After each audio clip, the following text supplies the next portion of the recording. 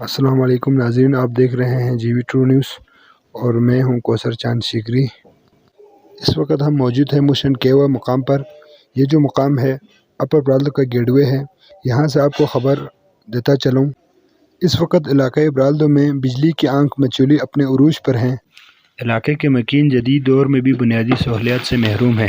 علاقۂ برالدہ کو مسلسل 6 ماہ ہو چکا ہے بجلی کا ترسیل مشکلات کا سامنا کرتے ہوئے۔ اس وقت آپ دیکھ رہے ہیں ٹی وی کی سکرین پر، یہ جو مین لائن ہے یہ ہو پاور ہاؤس سے اپر برالدہ کے لیے بجلی فراہم کرنے والا مین لائن ہے۔ انہی کھمبوں اور تاروں کو آپ خود دیکھ سکتے ہیں کیا خستہ حال ہوا ہے۔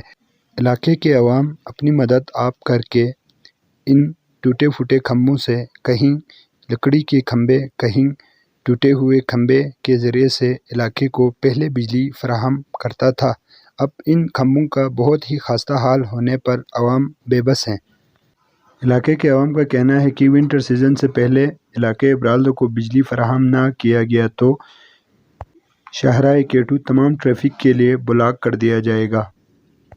علاقے کے غریب طبقے کے عوام ثابت گندم کھانے کا انکشاف پکچر سوشل میڈیا پر وائرل ہو چکا ہے۔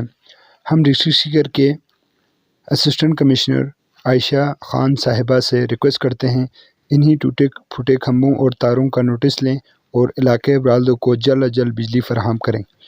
آپ دیکھ رہے ہیں علاقۂ برالدہ سے جی وی ٹرو نیوز۔ السلام علیکم۔